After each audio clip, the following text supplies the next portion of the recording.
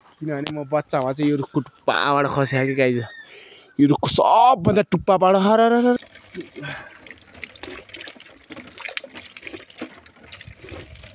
धेरै पछि चाहिँ यस्तोमा पानी खाएँ मैले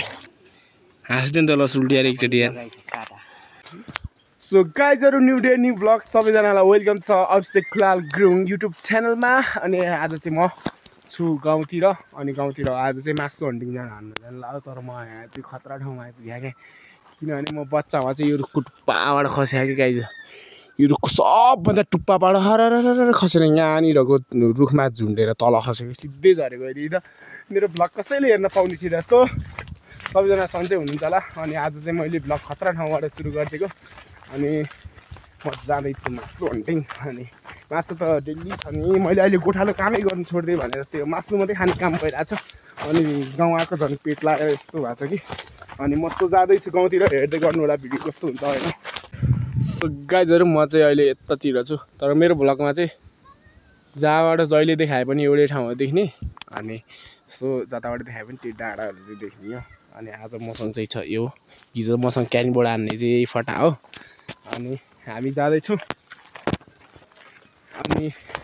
के गर्नु गाउँको बाटो हो कि त ओह्रालै जानु पऱ्यो कि त उकालै जानु पऱ्यो गाइज हो अनि मैले अघि चाहिँ देखाएको रुख चाहिँ अनि त्यो रुखलाई चाहिँ बडको रुख हो कि त्यो अनि त्यसको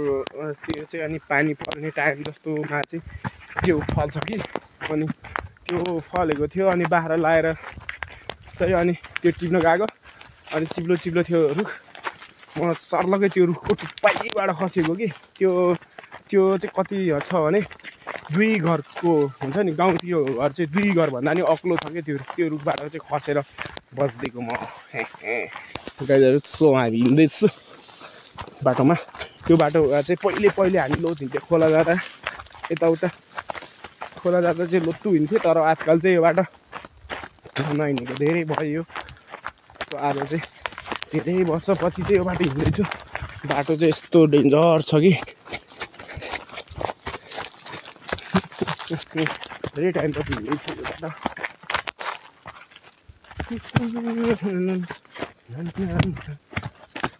जाँदैछु गाइज अब पछि के हुँदै जान्छ के हुन्छ सबले हेरिदिनु होला भन्न चाहन्छु र अब हामी लाग्छौँ हाम्रो के भन्छ त्यसलाई हामी पिकनिक ठाउँतिर हिँड्दैछौँ हामी वाउ नै देख्छ नि सो मित्रहरू हामी चाहिँ आइसक्यो गैरातिर अनि हामी जाँदैछौँ दाइहरूको घरतिर अनि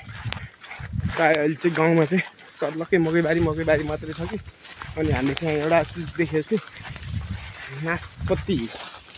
नासपति त क्या लट्ठै फलेको छ हो आमा नि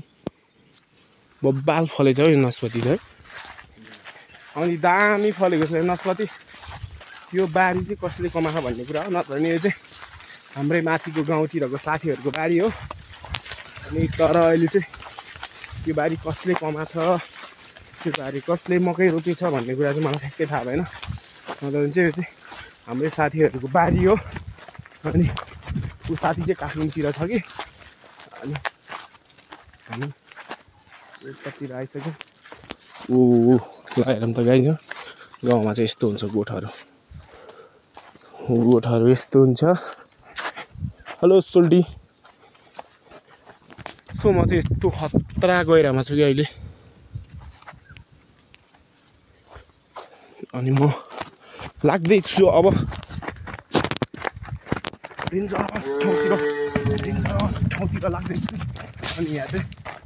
कपडाहरू धोइरहेको रहेछ अनि यो चाहिँ पहिल्यैदेखि भएको चाहिँ पँधेरो हो यो अनि गाउँमा चाहिँ यस्तो हुन्छ कि पँधेरो दामी छ नि त गाई पानी यस्तो चिसो दामी हुन्छ नि यो पानी त बब्बाल हुन्छ नि गाई चिसो हुन्छ क्या पानी अब म यो पानीले मुख धुन्छु एकसट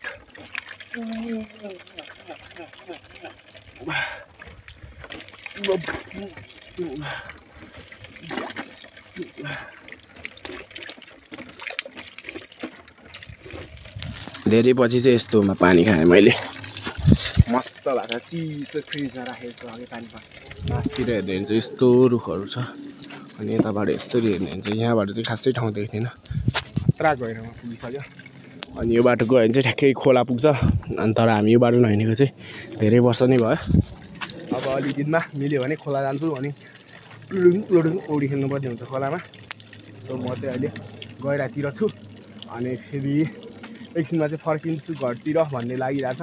हेर्नुहोस् होला सबैले भिडियो हेर्दै जानुहोस् जे जे हुन्छ सबै ओरिजिनल आउँछ एडिट हुँदैन भिडियो चाहिँ एडिट गरेर चाहिँ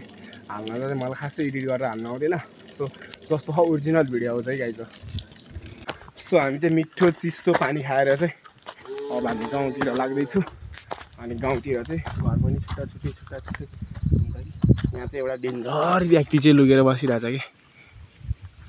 ओहो के भयो फुच्ची लुकेको डर लाग्यो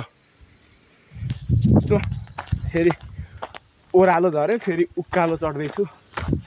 अनि बाटो चाहिँ पुरै मकैबारी मात्रै छ सबै हातहरू प्लास्टिक हुन्छ अनि सुन्डी कट्टु खोइ कट्टु ए कट्टु खोइ अनि सुन्डी चाहिँ पुरै लुकेर बसिरहेको हामीलाई देखेर हामी चाहिँ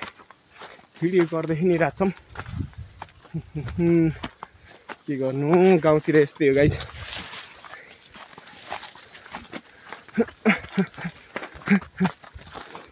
गाइजहरू हामी चाहिँ आइसक्यो अहिले माथि अनि अब हामी चाहिँ यो टोलमा छिर्नेवालामा छु यसो हेर्नु होला कस्तो छ गाउँमा चाहिँ यस्तै हो गाइज अनि यहाँ चाहिँ दाउरा राख्ने गाउँ यस्तो बनाएको छ अनि यतापट्टि चाहिँ घर हो दाइहरू गएको हो गर्मी भयो क्या साह्रै ओहो हो हामीले फेरि बाटोमा माथिबाट फर्केको कि अनि सोल्टीलाई बाटोमा ट्याक्कै भेटेँ अनि सोल्टीलाई नाम सोध्दैछु सोल्टी तिम्रो नाम के हो नाम के हो खोइ मम्मी मम्मी खोइ मम्मी खोइ